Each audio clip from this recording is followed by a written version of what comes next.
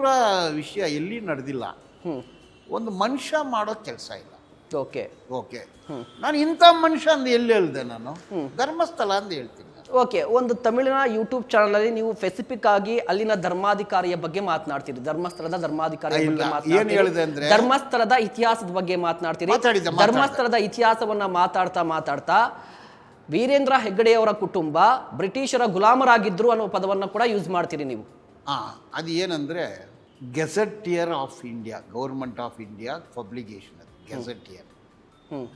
ಆ ಗೆಜೆಟಿಯರಲ್ಲಿ ಕುಮಾರ ಹೆಗ್ಗಡೆ ಅನ್ನೋ ಒಂದು ಕ್ಯಾರೆಕ್ಟರ್ ಬರುತ್ತೆ. ಓಕೆ, ಮುಂಡ್ರೋ ಅನ್ನೋ ಒಂದು ಬ್ರಿಟಿಷ್ ಕ್ಯಾರೆಕ್ಟರ್ ಬರುತ್ತೆ. ಎರಡು ಕ್ಯಾರೆಕ್ಟರ್ಸ್, ಒಬ್ಬ ಬ್ರಿಟಿಷು, ಒಬ್ಬ ಇಂಡಿಯನ್ನು. ಆಯ್ತಾ? ಆವಾಗ ಬ್ರಿಟಿಷ್ ಇಂಡಿಯನ್. ಈಗ ಇಂಡಿಯಾ ಅನ್ನೋದು 1947 ನಂತರ, ಅದಕ್ಕೆ ಮೊದಲು ಬ್ರಿಟಿಷ್ ಇಂಡಿಯಾ. ಬ್ರಿಟಿಷ್ ಇಂಡಿಯಾಗ ಮೊದಲು ಸಂಸ್ಥಾನಗಳು ಆಯಿತು. ಈಗ ಸಂಸ್ಥಾನಗಳು ಇದ್ದಾಗ ನಡೆದಿರೋ ವಿಚಾರ ಇದು. ಬ್ರಿಟಿಷ್ ಇಂಡಿಯಾದಲ್ಲಿನೂ ಇಲ್ಲ, ಇಂಡಿಯಾದಲ್ಲಿನೂ ಇಲ್ಲ, ಸಂಸ್ಥಾನಗಳು ಇದ್ದಾಗ ಮುಂಡ್ರೋ ಇನ್ವೇಡರ್ ಅವರು ದೇಶವನ್ನು ಹಿಡಿಯೋಕ್ಕೆ ಬಂದಿರೋರು, ದೇಶವನ್ನು ಹಿಡಿದ್ರು, ಲೂಟಿ ಮಾಡಿದ್ರು. ಅದರಲ್ಲಿ ವಿಠ್ಠಲ ಹೆಗ್ಡೆ ಅನ್ನೋ ಒಂದು ಕ್ಯಾರೆಕ್ಟರ್ ಬರುತ್ತೆ, ಟಿಪ್ಪು ಸುಲ್ತಾನ್ ಅನ್ನೋ ಒಂದು ಕ್ಯಾರೆಕ್ಟರ್ ಬರುತ್ತೆ. ಟಿಪ್ಪು ಸುಲ್ತಾನ್ ವಿರುದ್ಧ ಕೆಲವರು ಇದ್ರು, ಅವ್ರ ಪರ ಕೆಲವರು ಇದ್ರು. ಈ ಕುಮಾರ ಹೆಗ್ಗಡೆ ಅನ್ನೋ ಕ್ಯಾರೆಕ್ಟ್ರು ಗೆಜೆಟಿಯರ್ ಪ್ರಕಾರ, official government of India publication, ಅವರು ಮುಂಡ್ರೋ ಕಡೆ ಇದ್ದರು, ಬ್ರಿಟಿಷರ್ ಕಡೆ ಇದ್ದರು. 200 ಸೈನ್ಯರನ್ನ ಇರುವ ಒಂದು ಪ್ಲಟೂನನ್ನ ಕುಮಾರ ಹೆಗ್ಗಡೆ ಕಂಟ್ರೋಲಲ್ಲಿ ಬಿಟ್ಟರು.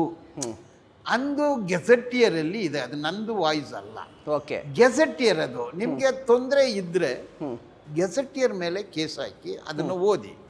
ಪೇಜ್ ನಂಬರ್ 66 ಅದು ಇದು ಪದ ಇರೋದು. ಮುಂಡ್ರೋ ಇದೆಲ್ಲ ಬರುತ್ತೆ. ಅದನ್ನ ನಾನು ಹೇಳಿದೆ, ಗೆಜೆಟಿಯರಲ್ಲಿ ಇರೋದನ್ನ. ನಾನೇನು ಅನುಮಾನ ಹೀಗೆ ಮಾಡಿಕೊಂಡು ಸುಳ್ಳು ಹೇಳಬೇಕು ಅಂತ ಹೇಳಿಲ್ಲ, ಅದರಲ್ಲಿ ಇರೋ ವಿಚಾರನೇ ಹೇಳಿದೆ. ಅದಾದ ಮೇಲೆ ತುಳುನಾಡು ಅನ್ನೋ ಒಂದು ಪುಸ್ತಕ ಪೈ ಅನ್ನೋರು ಬರೆದಿದ್ದಾರೆ, ಕೌಲ್ ಅನ್ನೋರು ಒಂದು ಪುಸ್ತಕ ಬರೆದಿದ್ದಾರೆ. ಅದು ಪಬ್ಲಿಕೇಶನ್ 1893. ಈ ಪುಸ್ತಕಗಳಲ್ಲಿ ನಾನು ಏನು ಹೇಳಿದ್ನೋ ಅದೆಲ್ಲ ಬರ್ತಾ ಇದೆ.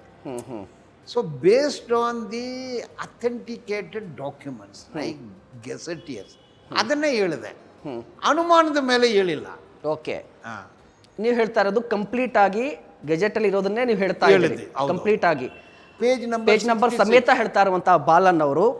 ಸುಜಾತಾ ಭಟ್ ವಿಚಾರಕ್ಕೆ ಬಂದ್ರೆ, ಅದಾದ ನಂತರ ಸೌಜನ್ಯ ಪ್ರಕರಣದ ವಿಚಾರಕ್ಕೆ ಬಂದ್ರೆ, ಪದ್ಮಲತಾ ವಿಚಾರಕ್ಕೆ ಬಂದ್ರೆ, ಎಲ್ಲಾ ಪ್ರಕರಣದಲ್ಲೂ ಕೂಡ ಊಹಾಪೋಹಗಳ ಮೇಲೆ ನಿಂತಿರುವಂತಹ ವಾದಗಳ ಮೇಲೆ ಇಟ್ಕೊಂಡು ಅದರ ಮೇಲೆ ನಂಬಿಕೆಯನ್ನು ಇಟ್ಟು ಬಾಲನ್ ಅವರು ವಾದಿಸ್ತಾರೆ ಅಥವಾ ಮಾತನಾಡ್ತಾರೆ.